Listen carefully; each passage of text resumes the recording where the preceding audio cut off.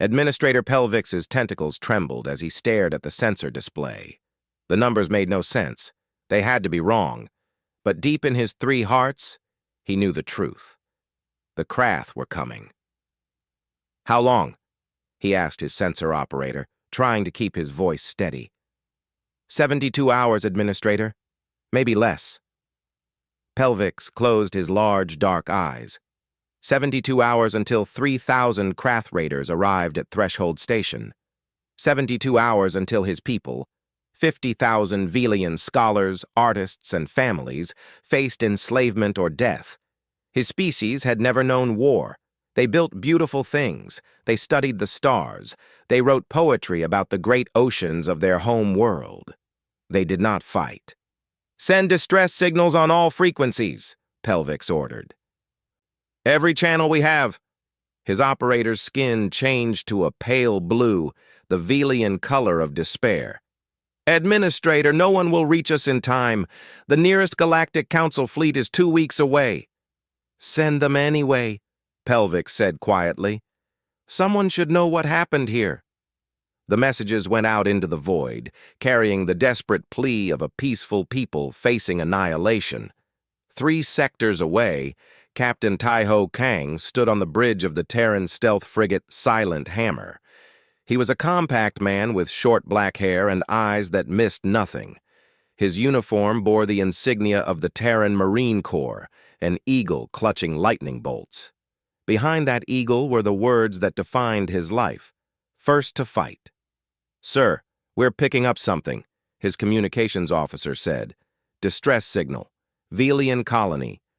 Threshold Station." Taiho moved to the comm station. "Let me hear it." The message played. Pelvix's voice, translated by the computer, filled the bridge with quiet desperation. "This is Threshold Station. We are under threat by Krath raiders. 3,000 hostile forces inbound. We have no military capability. We are a civilian population of 50,000. We are asking anyone who can hear this message. Please help us. We have 72 hours. The bridge fell silent. Lieutenant Hana Park, Taiho's executive officer, stepped beside him. She was tall for a Korean woman, with sharp features and sharper instincts. "Sir, we're the only ship in range." "How many Marines do we have aboard?" Taiho asked, though he already knew the answer. "Ghost Company, 200 Marines." "Sir." 200 against 3,000. Taiho pulled up the tactical display. Threshold Station was a civilian research outpost, barely armed. The Krath were brutal fighters, insectoid raiders who enslaved weaker species and sold them across the black market. They had no honor, no mercy, and no fear of retaliation, because they always picked targets that couldn't fight back. "Standard protocol says we report this to command and continue patrol," Hana said carefully. Taiho looked at her. "What do you think?" Hana smiled, and it was not a kind smile. "I think those bug bastards are about to learn why you don't mess with civilians when Terran Marines are in the neighborhood." Taiho turned to his helmsman. "Set course for Threshold Station. Maximum stealth. I want us there 6 hours before that Krath fleet arrives." "Sir." "Yes, sir." As the Silent Hammer changed course, Taiho activated the ship-wide comm. "All hands. This is the captain. We just received a distress call from a civilian station under threat by Krath raiders. 50,000 innocent people are going to die unless someone helps them. We're 200 Marines going up against 3,000 hostiles." He paused, letting that sink in. "I know what the odds say. I know what standard protocol says. But I also know what our motto says. First to fight. Those people called for help. We're going to answer. Ghost Company, gear up. We've got work to do." In the Marine Bay, Sergeant Dong-Yun Choi listened to the announcement and grinned. He was a big man, built like a tank, with knuckles scarred from 100 fights. "You hear that, 1st Platoon? We're going to war." His Marines cheered. They were volunteers, everyone. They had joined the Terran Marine Corps because they wanted to stand between the innocent and the monsters. This was exactly the kind of fight they lived for. Corporal Yuna Song checked her demolition equipment. She was small and quiet, with delicate hands that could build or destroy almost anything.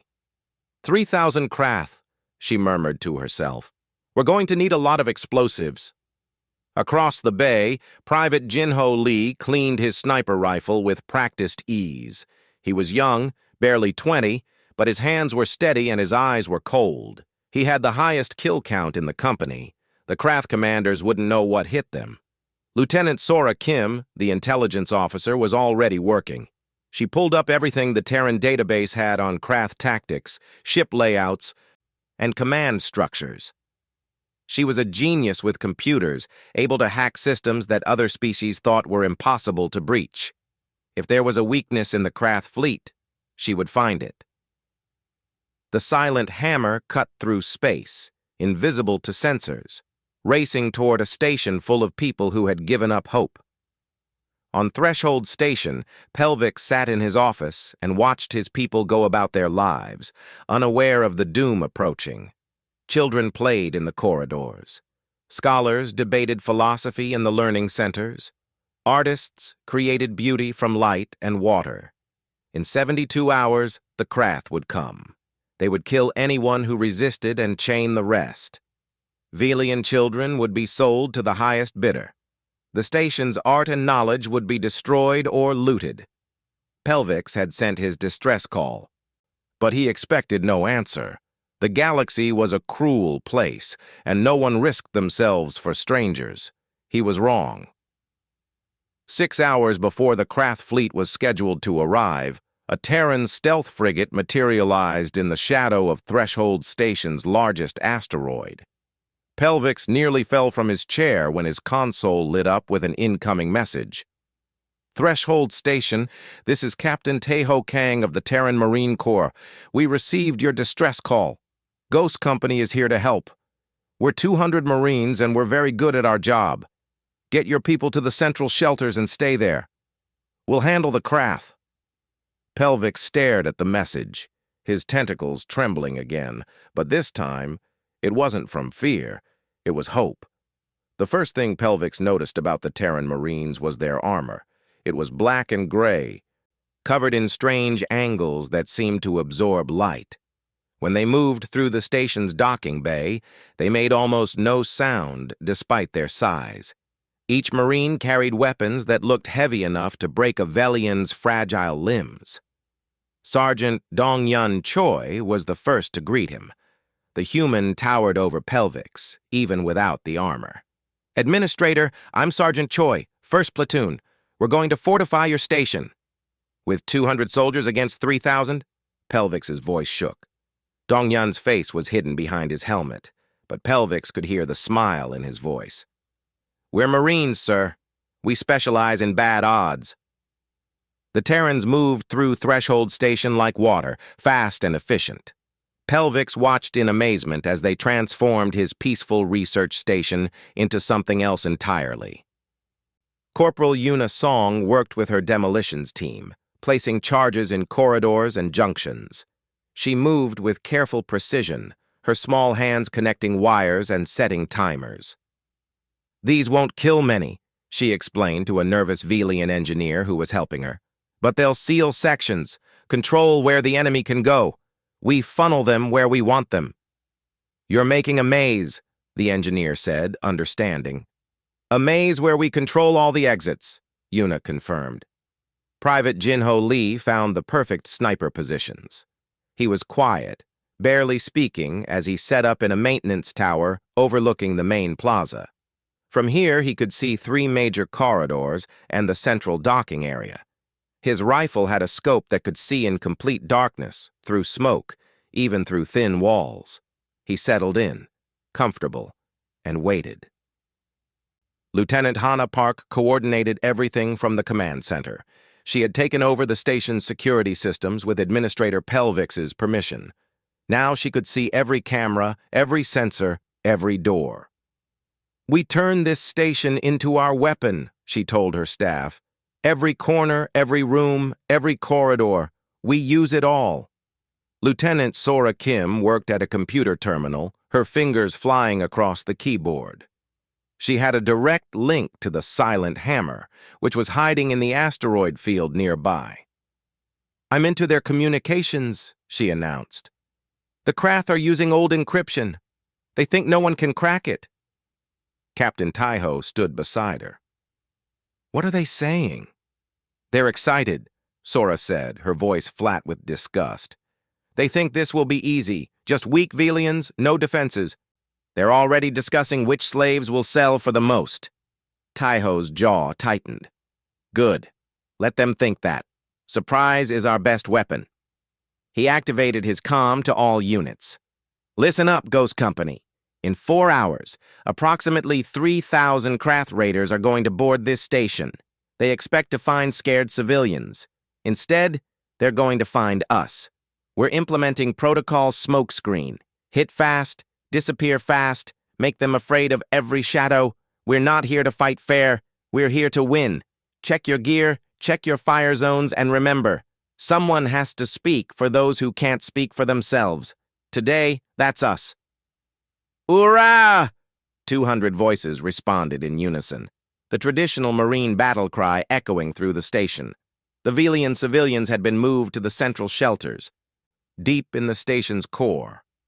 It was the most protected area, surrounded by thick walls and far from any docking bays.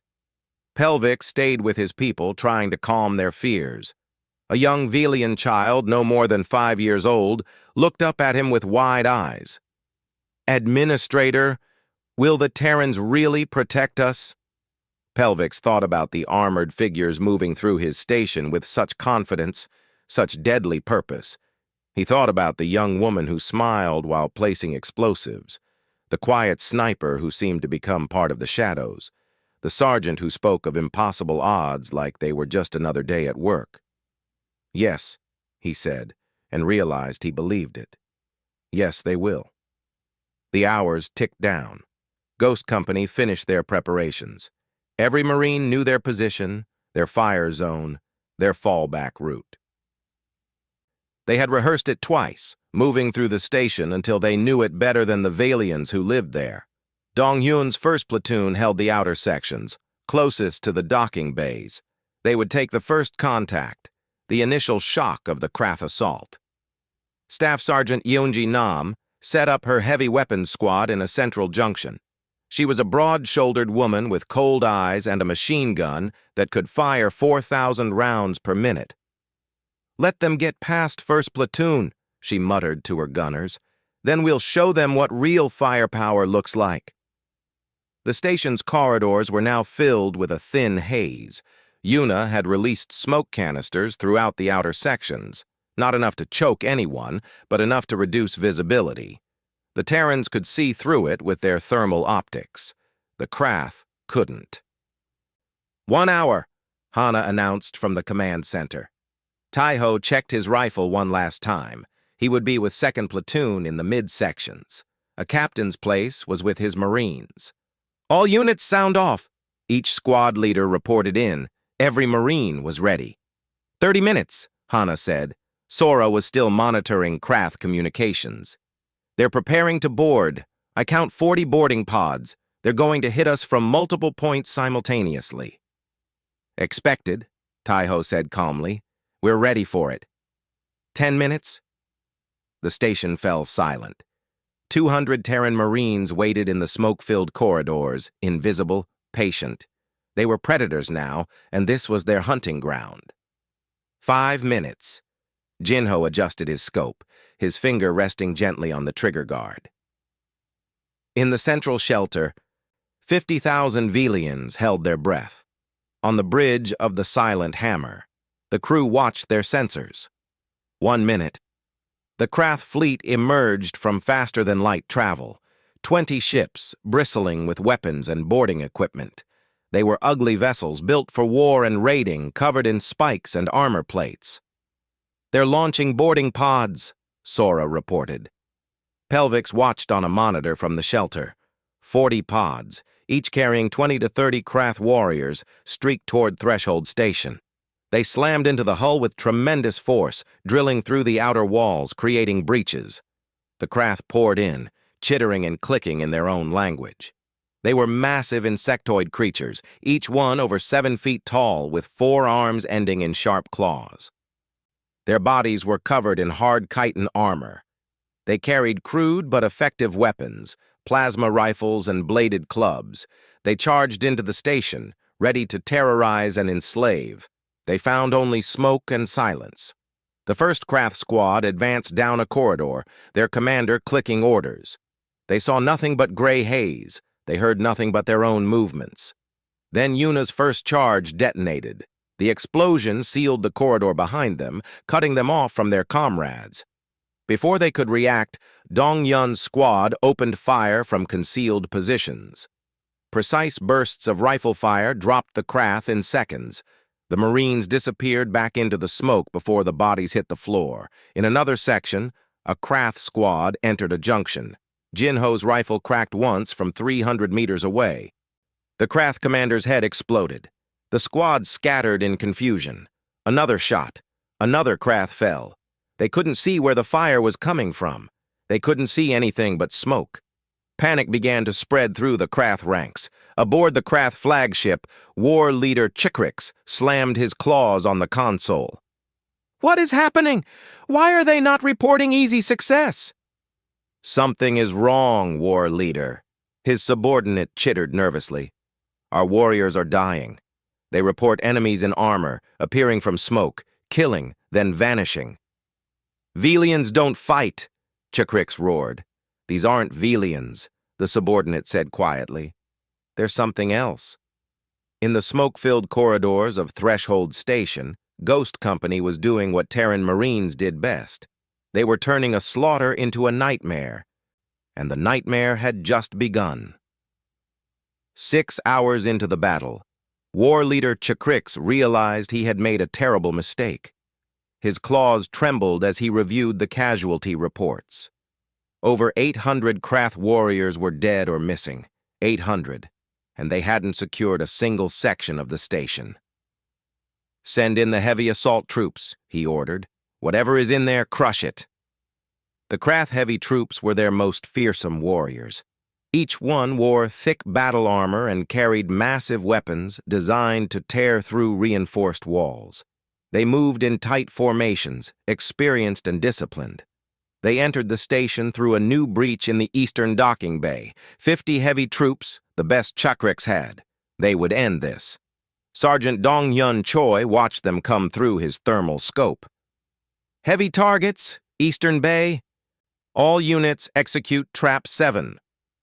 The Krath heavies advanced carefully, scanning the smoke. They had learned to fear the silence. Their commander clicked orders, keeping them together, watching every corner.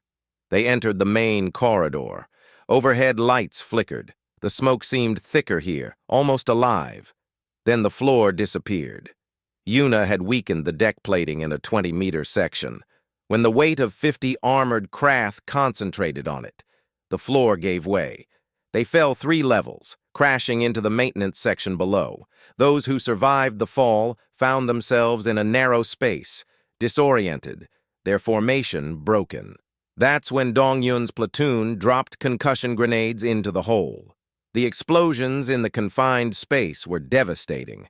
When the smoke cleared, not a single Krath heavy was still standing.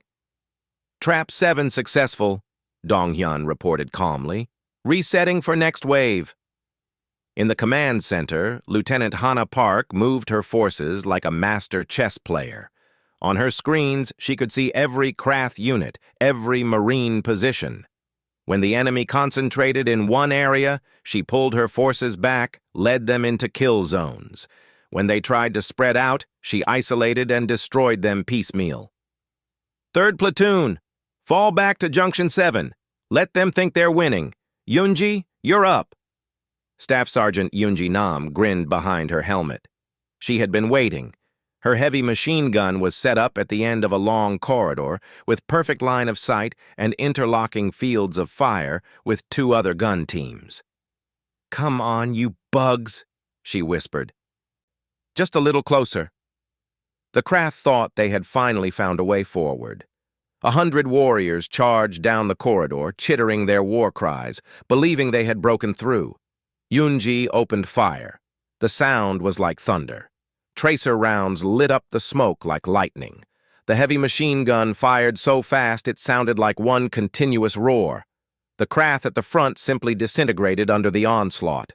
Those behind tried to retreat, but the two other gun teams opened fire from the sides, catching them in a crossfire. It was over in 30 seconds.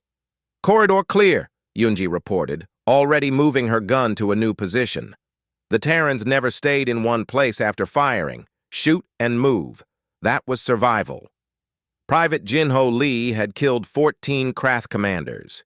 Each shot was perfect. At ranges the insectoid warriors couldn't imagine. He watched through his scope as a new squad entered the plaza below. He identified the leader by the way the others deferred to him, by the markings on his chitin. One breath in, one breath out, the space between heartbeats. The rifle kicked gently against his shoulder. 300 meters away, the Krath commander dropped, a hole where his primary eye cluster had been. The squad scattered, trying to find cover, trying to locate the shooter. Jinho was already acquiring his next target. Another commander entered the plaza, trying to rally the scattered warriors. Another perfect shot. The Krath began to fear the open spaces. They began to fear the smoke. They began to fear everything. In the Krath flagship, Chakrix listened to the terrified reports from his warriors. They spoke of ghosts, enemies that appeared from nowhere, killed without mercy, and vanished before anyone could return fire. They spoke of invisible snipers who could kill from impossible distances. They spoke of explosions that came from the walls themselves. "How many of these defenders are there?" Chakrix demanded. "Unknown, war leader. Our warriors report..." "They report hundreds, maybe thousands." Chakrix's rage boiled over. "It's a civilian station. There should be no defenders at all." Lieutenant Sora Kim, monitoring the Krath communications, allowed herself a small smile. "They think we're thousands," she told Captain Tejo. "The confusion is working." Tejo checked his rifle's ammunition. He had been in 3 firefights himself, leading 2nd Platoon through brutal close-quarters combat. "How many have we lost?" 11 dead, 23 wounded. Nari has them stabilized." Corporal Narration moved through the combat zones with steady hands and fearless courage. She was a combat medic, trained to save lives under fire. When a Marine went down, she was there, dragging them to cover, stopping bleeding, keeping them alive. She had been shot twice herself, once in the shoulder, once in the leg, but refused to leave her post. "I'm fine," she said, when Taiho checked on her. "These Marines need me." A massive explosion rocked the station. On the monitors, Hana saw a Krath boarding ship trying to create a new breach on the southern side. But that section was Yuna's specialty. Corporal Yuna Song had prepared a surprise for exactly this situation. She had placed charges on the outer hull, hidden in maintenance panels, wired to remote detonators. When the Krath ship attached to the hull and started drilling, Yuna triggered the charges. The explosions ripped through the ship's connection point. The vessel lurched away from the station. Atmosphere venting, hull breached. Krath warriors were sucked out into space, their chittering screams silenced by vacuum. "Southern breach attempt failed," Yuna reported. "They won't try that spot again." 12 hours into the battle, the Krath assault began to falter. Chakrix had sent wave after wave of warriors into the station. Less than a third had returned. The survivors told stories that made his chitin crawl. One warrior reported seeing a human appear from the smoke, kill 5 Krath with a knife in close combat, then disappear before anyone could shoot back. Another spoke of corridors that exploded when stepped on. A third babbled about a sniper who could shoot through walls. "What are these humans?" a subordinate asked. Chakrix had raided 100 worlds. He had enslaved a dozen species. He had never encountered anything like this. "They're soldiers," he said quietly. "Real soldiers." The Krath knew how to fight civilians. They knew how to terrorize the weak. But they had never faced an enemy that was better armed, better trained, and better led. They had never faced Terran Marines. Aboard Threshold Station, in a junction deep in the outer ring, a squad of Krath made a breakthrough. They fought their way through smoke and fire, took heavy casualties, but pushed forward. They reached a corridor that led to the central sections. If they could get through, they could flank the human positions. Dong-Yun saw it happening on his tactical display. "They're breaking through Sector 4. "I've got it," Yunji said. Her heavy weapons squad was already moving, but the Krath were fast. They were charging down the corridor, 50 warriors, desperate to reach the center of the station, desperate to find the Velian civilians. If they could take hostages, they could turn this battle around. They rounded a corner and ran straight into Yunji's squad. At point-blank range, the heavy machine guns opened fire. The lead Krath simply ceased to exist, reduced to pieces. The ones behind them tried to retreat, but the corridor was too narrow. They were trapped. Yunji's weapon glowed red-hot from sustained fire. She held the trigger down until every Krath in the corridor was dead. The silence that followed was deafening. "Breakthrough contained," she reported, her voice steady despite the carnage. In the central shelter, Pelvix listened to updates from the command center. The Terrans were holding. Against 3,000 Krath, 200 Marines were holding. More than that, they were winning. A young Valian approached him. "Administrator, how are they doing this?" Pelvix thought about the question. He thought about the discipline he had seen, the courage, the absolute refusal to give up. He thought about humans willing to die to protect people they had never met, from a species they barely knew. "They're doing it," he said softly, "because someone has to." 18 hours into the battle, Captain Taiho Kang made a decision that changed everything. He stood in the command center, looking at the tactical display. Ghost Company had held the station. They had bled the Krath forces badly. But the enemy still had numbers, still had ships, and eventually, the Marines would run out of ammunition or luck. "We can't just defend," Taiho said to Lieutenant Hana Park. "Defense only delays the inevitable. We need to take the fight to them." Hana understood immediately. "You want to board their ships?" "We're Marines," Taiho said with a cold smile. "Boarding actions are what we do best." He activated the comm to all units. "Ghost Company, listen up. We've shown these raiders they can't take this station. Now we're going to show them they shouldn't have come here at all. We're going on the offensive. Strike teams will board Krath vessels, eliminate their command structure, and destroy their ships from the inside." "I won't lie. This is going to be brutal. But these people counting on us deserve better than just survival. They deserve victory. Who's with me?" The response was immediate and unanimous. "Hoorah!" Lieutenant Minho Bay led the first strike team. He was a quiet man with a reputation for being absolutely ruthless in combat. He gathered 20 Marines, the best close-quarters fighters in Ghost Company. "We're using their own boarding pods," he explained. "The ones they abandoned when their crews didn't come back. We'll launch from the station, attach to their ships, and do what they tried to do to us. Except we'll succeed." Dong-Yun cracked his knuckles. "Finally! I was getting tired of waiting for them to come to us."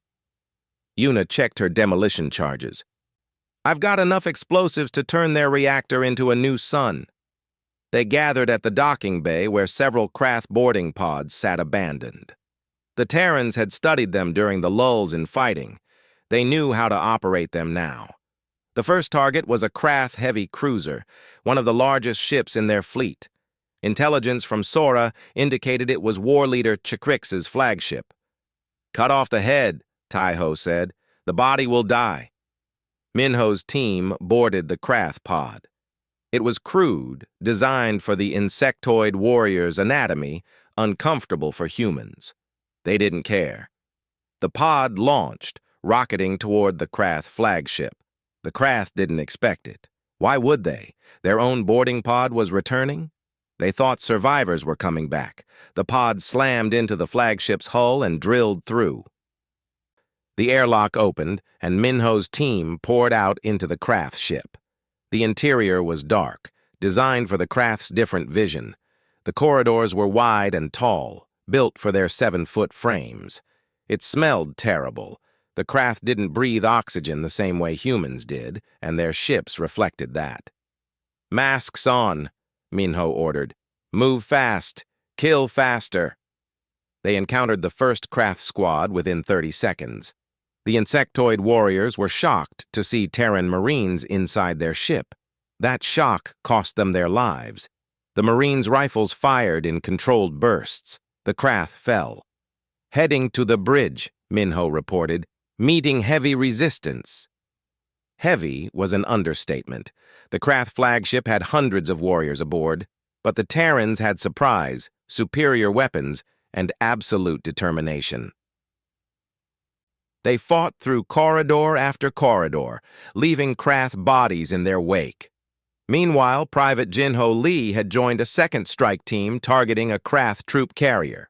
His job was simple: find their leader and kill him. He moved through the ship like a ghost, his rifle ready, his eyes scanning every shadow. He found the carrier's commander in what looked like a command room.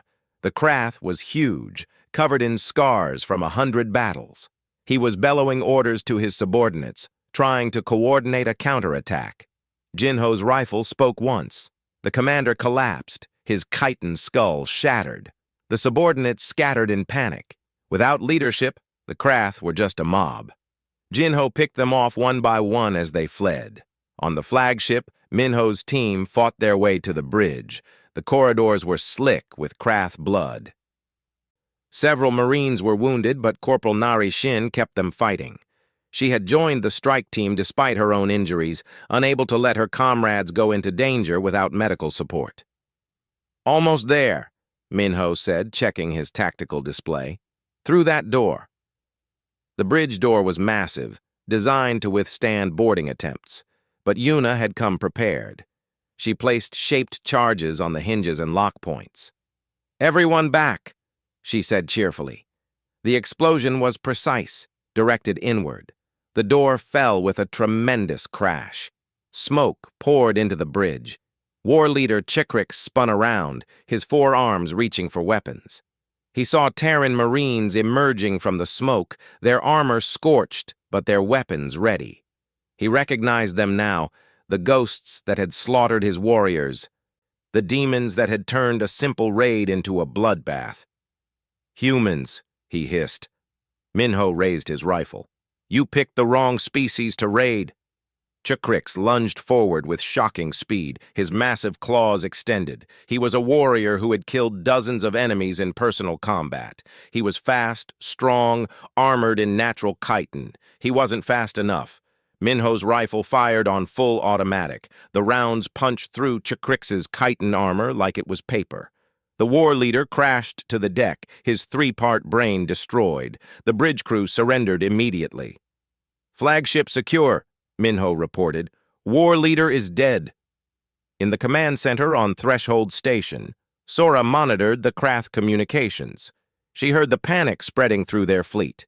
Their leader was dead. Their flagship was taken. And the humans, the terrifying humans, were still coming. "3 more strike teams have boarded Krath vessels," she reported. "They're in chaos." Tejo nodded. "Tell Yuna to proceed with Phase 2. On the flagship, Corporal Yuna Song made her way to the reactor room. 2 Marines guarded her back as she worked. The Krath reactor was poorly designed, inefficient, and most importantly, vulnerable. She placed charges around the containment chamber with expert precision. These weren't like her usual demolitions. These were nuclear charges, designed to cause a catastrophic meltdown.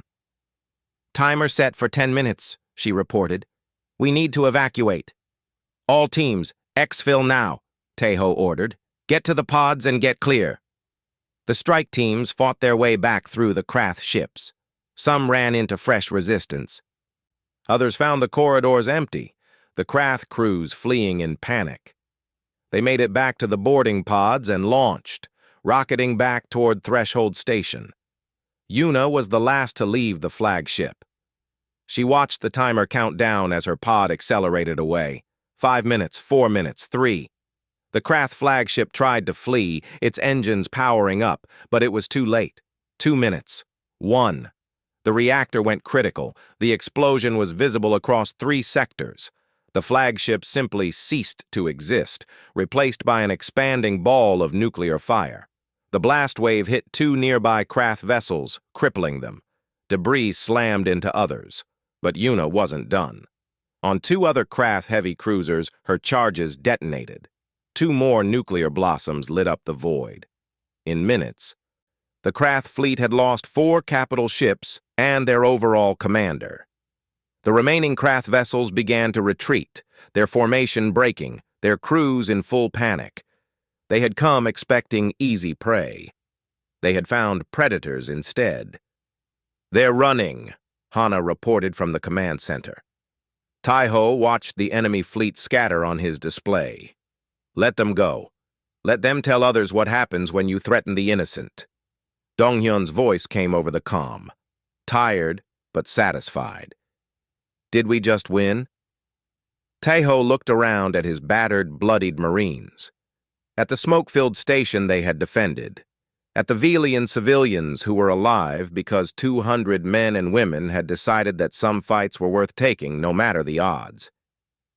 "Yeah," he said quietly. "We won." In the central shelter, Pelvix received the news. The Krath were fleeing. The Terrans had done the impossible. His people were safe. He wept, and he wasn't ashamed of it. The young Velian child who had asked if the Terrans would protect them approached him again. "Administrator, are the bad ones gone?" Pelvix picked up the child, holding her gently. "Yes, little one. The Terran Marines made them go away." "Are all humans like that?" the child asked. Pelvix thought about Captain Taiho, who had risked everything to answer a stranger's distress call. He thought about the Marines who had fought against impossible odds to protect people they had never met. He thought about the medic who treated wounds even while wounded herself, the sniper who killed to protect life, the demolitions expert who smiled while building destruction. "I hope so," Pelvix said. "For the galaxy's sake. I truly hope so." 3 days after the battle, Captain Taiho Kang stood in the medical bay of Threshold Station, looking at the wall that had become a memorial. 23 names were etched there. 23 Marines who had answered a distress call and never went home. Lieutenant Hana Park stood beside him. Her left arm was in a sling from a plasma burn she had taken during the final hours of fighting. "They knew the risks," she said quietly. "Doesn't make it easier," Taiho replied. Behind them, Corporal Narration moved between beds, checking on the 67 wounded Marines. She limped badly. Her leg wound had become infected during the battle, but she had refused treatment until every other Marine was stable. Now she worked with Velian doctors who watched in amazement at human resilience. "Your people heal faster than any species we've studied," one Velian physician said, "and your pain tolerance is remarkable." Nari smiled tiredly. "Marines don't have time to be hurt. We've got a job to do." In the station's central plaza, Sergeant Dongyun Choi supervised the cleanup. The corridors that had been battlegrounds were being restored. Scorch marks were scrubbed away. Krath bodies were disposed of. Yuna's demolition charges were carefully disarmed and removed. "Hard to believe it was just 200 of us," Dongyun said to Private Jinho Lee, who was helping him move debris. Jinho, who had killed 37 Krath during the battle, shrugged.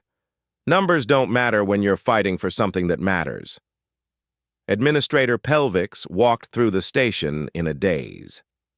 50,000 Velians were alive because 200 humans had decided they were worth saving. The mathematics of it made no sense. The Krath had outnumbered the Terrans 15 to 1. They should have won. But numbers didn't account for tactics. They didn't account for courage. They didn't account for the human capacity to fight beyond all reasonable limits when protecting the innocent. In the command center, Lieutenant Sora Kim was completing her intelligence analysis. She had recovered data from the Krath ships, information that painted a disturbing picture. "Sir, you need to see this," she told Captain Tai-Ho when he arrived. Tai-Ho reviewed the data: slave markets, raid schedules, targets across 3 sectors.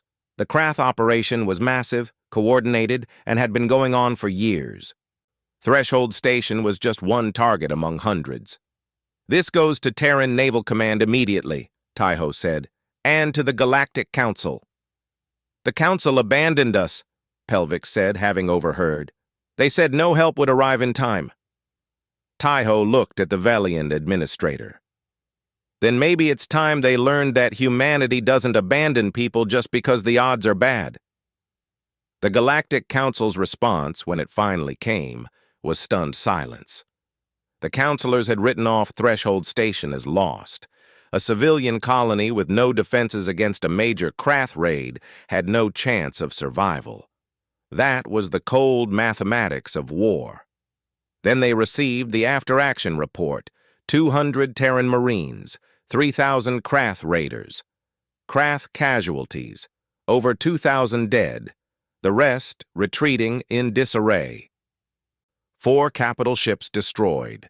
Terran casualties, 23 dead, 67 wounded. Civilian casualties, 0. The Council demanded clarification. Surely the numbers were wrong. Surely there had been a larger Terran force. Pelvix himself transmitted the truth. He sent them security footage of Ghost Company in action. He sent them recordings of the battle. He sent them the testimony of 50,000 Velian witnesses. The galaxy watched in shock as armored humans appeared from smoke, struck with precision, and disappeared. They watched Yuna's demolitions seal corridors and destroy ships. They watched Jinho's impossible sniper shots. They watched Yonji's heavy weapons tear through Krath assault waves. They watched Nari drag wounded Marines to safety while under fire. They watched 200 humans hold the line against 3,000 raiders, not because they had to, not because they were ordered to, but because someone had called for help. The phrase spread across communication networks, passed from species to species, translated into 1,000 languages. Extraterrestrials cried for help. Terran Marines appeared from the smoke. It became a saying, a promise, a hope. In the Terran Marine Corps headquarters on Earth, Admiral Kang, no relation to Tai-Ho, reviewed the situation. Other admirals argued that Ghost Company had acted recklessly, had engaged against superior numbers without authorization, had risked Terran lives for aliens they barely knew. Admiral Kang listened to it all, then spoke. "Ghost Company did exactly what Marines are supposed to do. They heard a distress call. They responded. They protected those who couldn't protect themselves.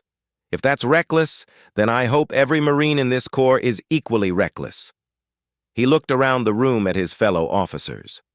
"We're promoting Captain Kang to Major and awarding Ghost Company the Navy Cross. All of them. And we're sending more ships to that sector. If the Krath are running a slaving operation that large, we're going to shut it down." "That could start a war," one admiral protested. "Good," Admiral Kang said flatly. "Let the slavers learn what happens when they mess with people under Terran protection." Back on Threshold Station, Captain Tai-Ho received notification of his promotion. He read it, then set it aside. Hana found him later, sitting alone in the observation deck, looking at the stars. "Not interested in being a major?" she asked. "I'm interested in doing the job," Tai-Ho said. "Rank doesn't matter. Command wants us to return to Earth for a ceremony." Tai-Ho shook his head. "Ghost Company stays in this sector. There's more work to do." As if to prove his point, his communicator chimed. A new message, flagged as urgent. Tai-Ho opened it. It was another distress call. A mining colony on the edge of the sector. Under attack by raiders, 300 civilians, no defenses, requesting immediate assistance. Hana read it over his shoulder. "We just finished one impossible fight." "And we're about to start another," Tai-Ho said, standing up. He activated the ship-wide comm. "Ghost Company, this is the captain. We have a new mission. There's a mining colony under attack. 300 civilians need our help. I know we're tired. I know we're hurt. But someone's calling for help, and that's what we do. Gear up. We leave in 1 hour. Despite their exhaustion, despite their wounds, the Marines responded with their traditional cry. Oorah! In the central plaza, the Valians had erected a monument. It was a simple thing, made of crystal that caught the light. Carved into it were the names of the 23 Marines who had died defending Threshold Station. Below the names was an inscription in both Velian and English. They came from the smoke. They stood against the darkness. They protected those who could not protect themselves. These warriors were not of our world, but they gave their lives for ours. May the universe remember, humanity answers the call. Pelvic stood before the monument with his daughter, the young child who had asked if the Terrans would protect them. Will they come back? She asked. Maybe, Pelvic said, but they have other people to save now. They're heroes, the child said simply. Pelvix thought about Captain Tejo, who had turned down glory and promotion to keep doing the hard work. About Sergeant Donghyun, who faced impossible odds with a smile. About Corporal Yuna, who built destruction to create safety. About Private Jinho, who killed to protect life. About Lieutenant Hana, who orchestrated chaos into victory. About Staff Sergeant Yoonji, whose fury protected the innocent. About Lieutenant Minho, who led boarding actions against a superior enemy. About Corporal Nari, who healed in the midst of battle. About Lieutenant Sora, whose intelligence saved countless lives. About 200 Marines who had proven that sometimes the impossible is just a challenge waiting to be overcome. Yes, Pelvix agreed. They're heroes.